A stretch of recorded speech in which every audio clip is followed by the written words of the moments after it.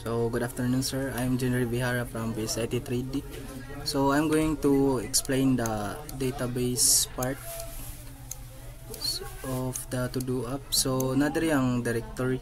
So mao ni kita dari nga to-do app, tapos ang sulod sa to-do app kay ang API. Tapos ang sulod sa API kay kuan siya, wala siya ang back-end. So mao ni ang to-dos.php. Tapos nakita nato nga nalahi ang front end nga nadiri ang index.html o script.js o style css. So diri na ta sa database.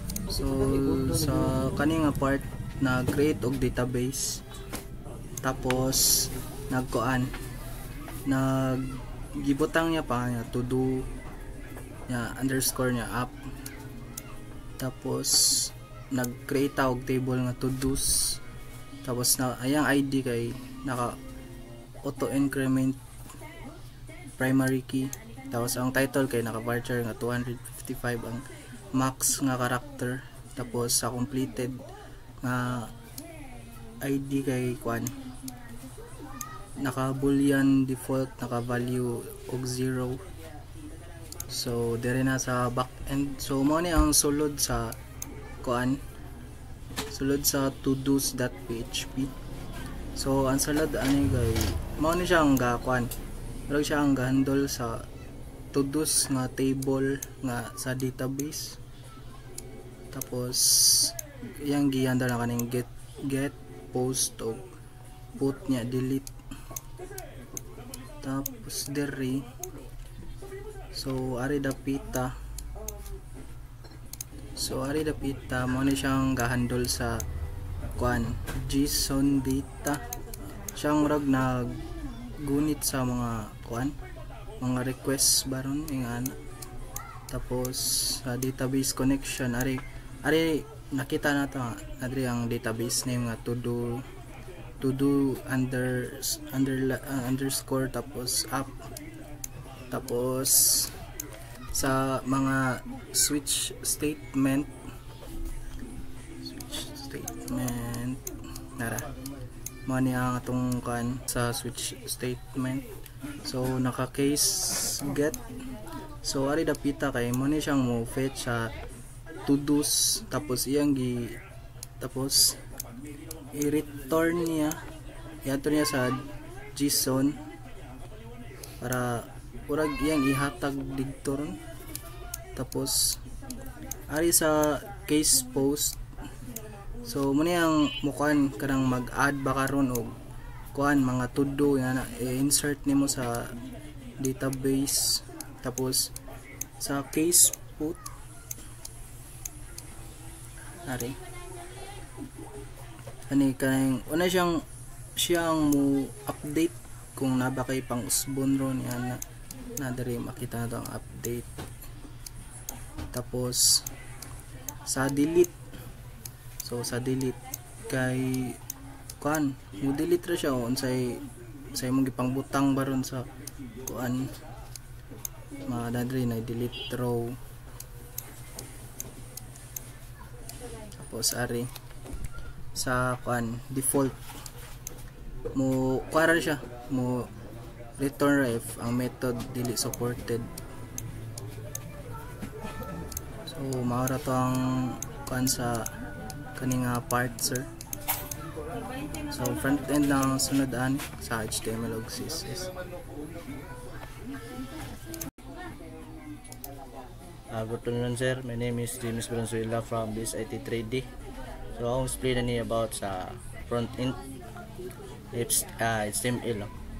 HTML's purpose niya sir kay create the structure for the front end interface, the to do app.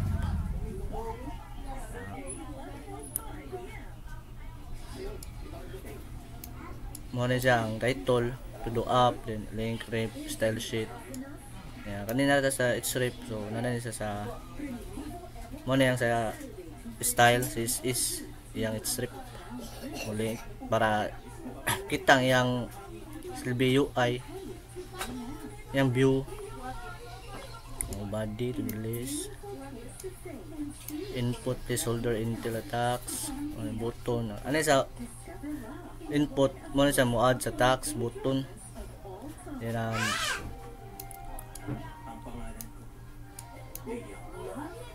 is dito siya ang ID to do input sa placeholder. Enter rin siya mo rin maghatag sa tax sa script GS sir. Link ang purpose ng script GS is a link to the file handling interactivity. Mo handle siya sa mo handle sa yang kon mga interactivity. So ang style is mo style is sa katong naka-strip. Purpose niya sir kay style that to do up for better appearance and usability. Kani siyang to-do list, siyang mga button, mga border, view niya, mga justify content,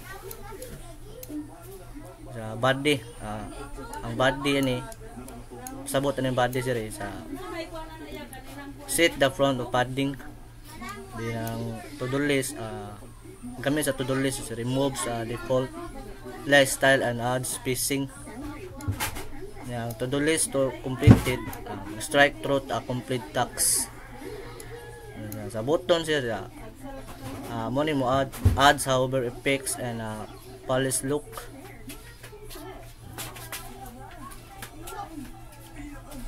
So mo ni sir ako sir sa front end.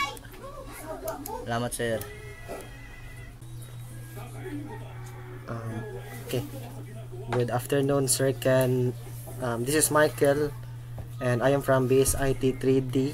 I'm going to continue about the front end, and this is the JavaScript.